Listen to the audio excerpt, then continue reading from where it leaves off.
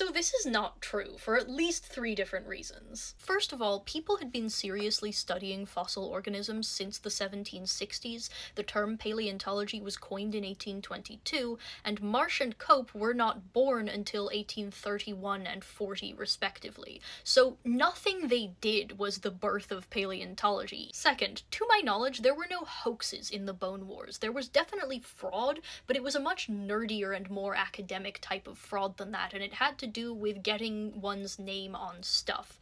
In Marsh's case, that involved fairly straightforwardly passing other people's work off as his own. A thing that you need to know to understand Cope's fraud is that when 2 different scientists both publish descriptions of the same animal and they both pick out new names for their new animal, whichever paper was submitted first, even if it is to the minute, gets priority in the naming, and that is what the animal will be called forever then on. And so if you are Edward Cope, menace to society in general and paleontology specifically, you might lie about when you submitted your papers. All of that is sneaky and devious and academically dishonest, but none of it is inventing specimens whole cloth. Third, all of the really well-known and widely discussed animals that were named by Marsh and Cope during the Bone Wars have been extensively studied by other paleontologists since then, and we have more specimens than we had in the 1880s. Like, if Cope's Dimetrodon was the only Dimetrodon we had, then, like, sure, maybe, I don't trust the guy, but we've been finding Dimetrodons ever since. And if you're interested in the history of paleontological science correcting its own mistakes, you should follow me, because I'm working on a project that's about exactly that.